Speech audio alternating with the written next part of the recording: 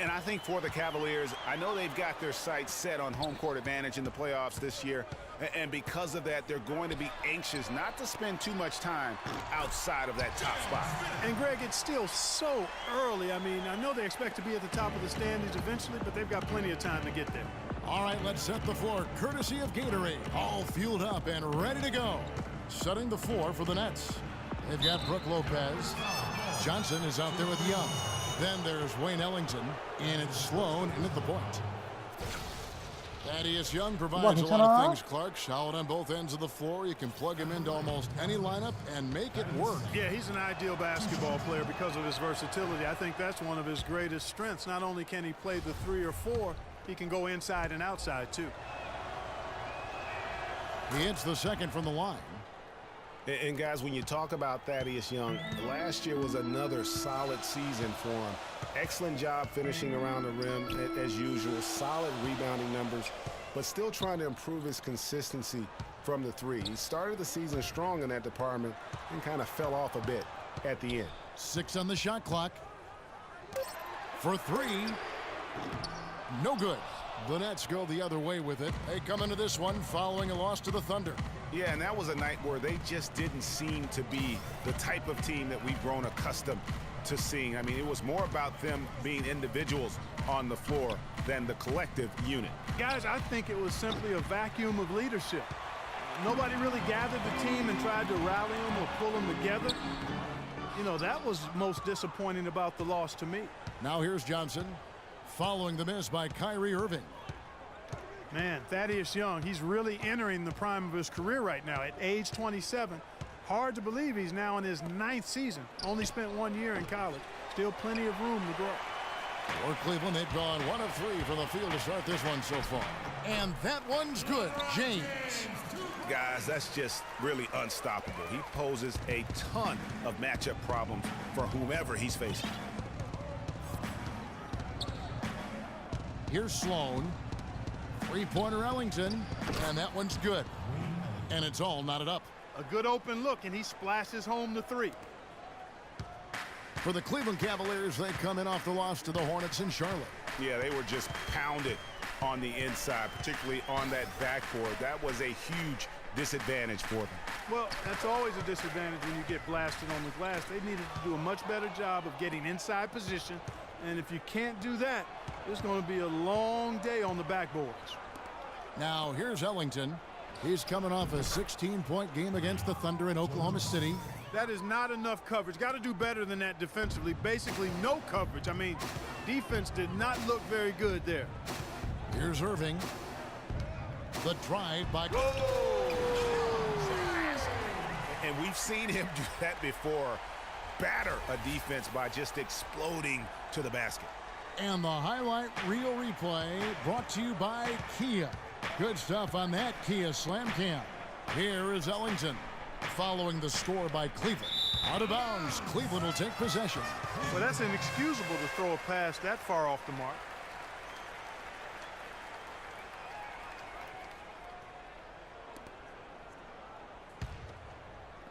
And it's the Cavaliers with the ball.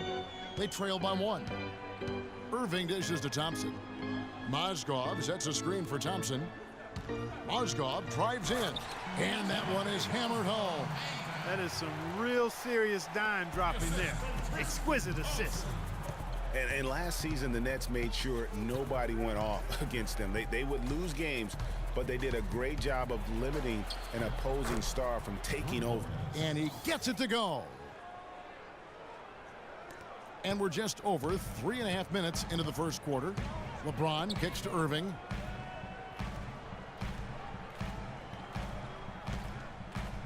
Back to James. Rebound, Brooklyn.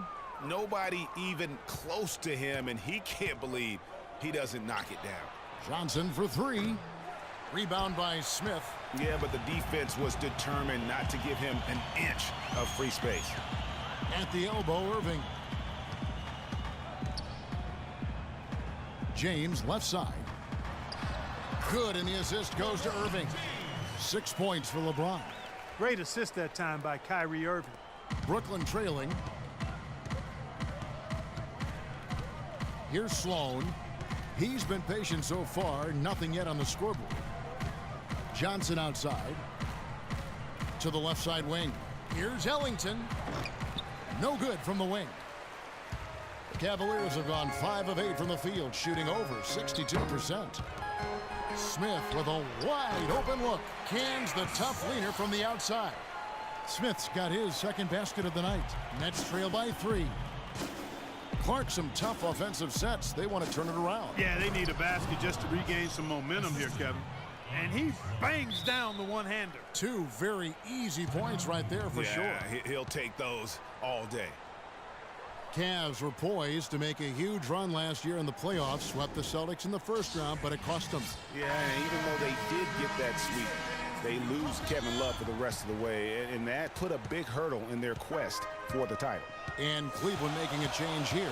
Shumpert's checked in.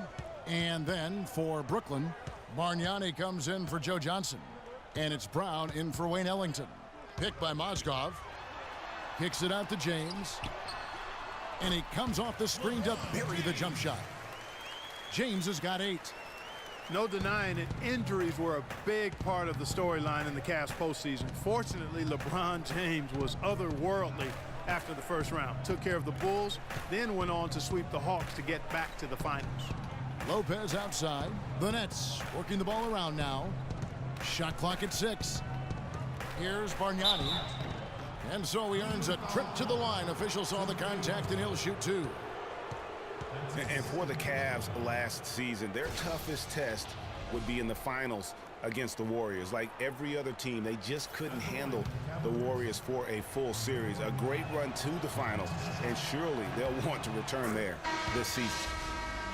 Guys, Bargnani was compared to several other international players when he came out. Some said he was Nowitzki. Others thought he might be more like Yao Ming in terms of impact.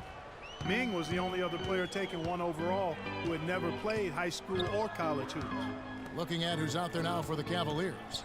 Anderson Varejau's checked in for Mozgov. Jefferson comes in for Thompson. And it's Williams in for Kyrie Irving. And so it's Brooklyn with it, following the miss by Anderson Varejau. Picked by Bargnani. Larkin kicks to Bargnani. And again, no good by Brooklyn.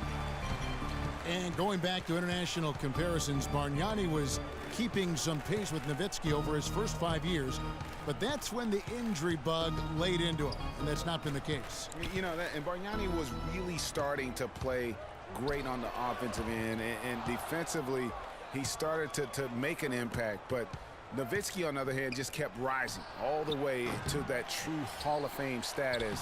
Bargnani still searching. I'm a fan of anybody who defends that way. I mean, they weren't about to open the door and just allow him to cruise in for a layup. Shumpert gets a wide open look. Once again off the mark by Cleveland. Brooklyn's gotten just 2 of 6 to fall from 3-point range so far in the first. Bargnani kicks to Larkin. Bargnani against Varejau. Got a piece of it. They retain possession. Richard Jefferson. That's his first personal foul.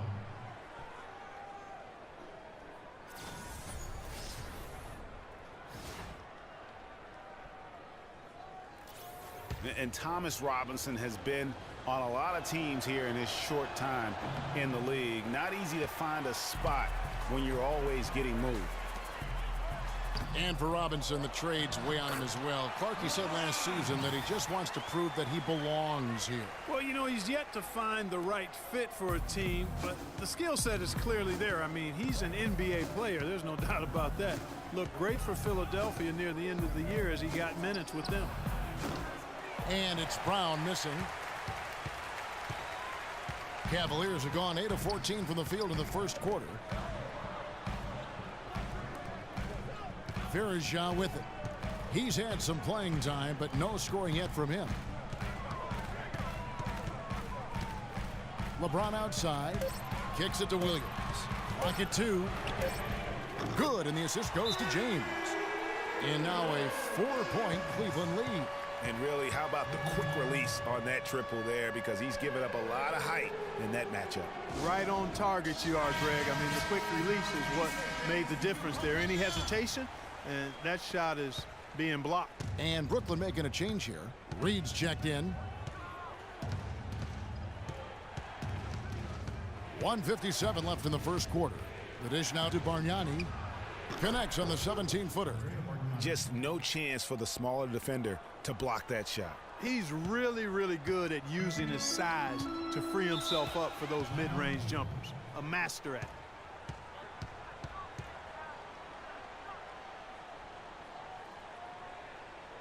And the Cavaliers call time here. They're getting their first look of the season at the Nets in this one. And they usually came out on top when these two teams faced off last year.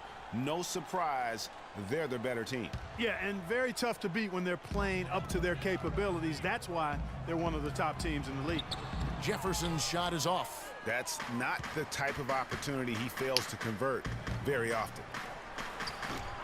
Larkin can't get it to go. LeBron passes to Williams. No good.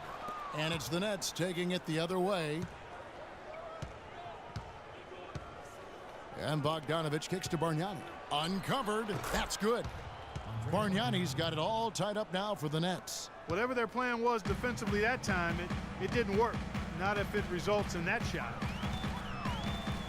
Williams kicks to LeBron. It's deflected. Here's Larkin. He's guarded by Williams. Here's Bogdanovich. Wow, drew the contact, and that three almost went in, so he'll go to the line for 3 free throws. That one on Jefferson. The Nets have shot 3 of 5 at the foul line, and he hits the first of 3.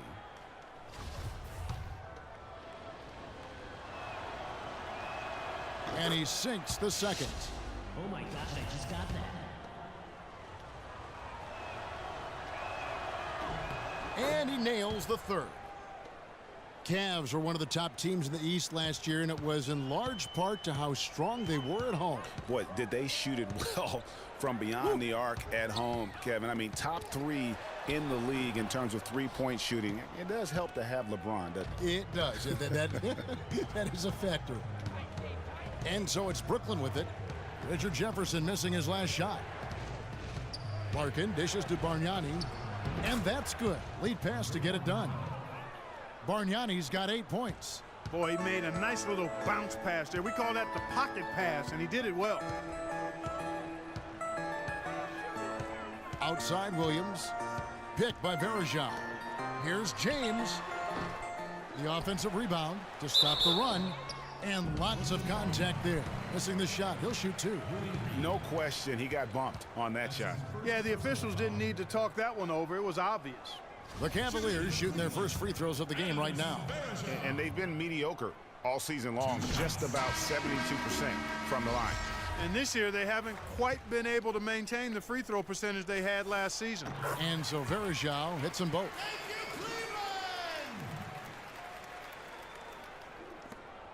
We've got 13 seconds left here in the opening quarter. Here's Larkin. And there's the 3-second call, this one on the defense. For Brooklyn, they have gone 6 of 8 from the free throw line tonight. And he shows the focus there, nails the technical.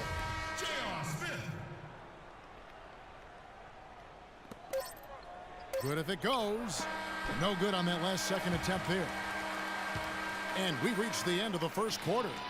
Brooklyn ahead. They lead by 4. It's the NBA on 2K Sports from Quicken Loans Arena.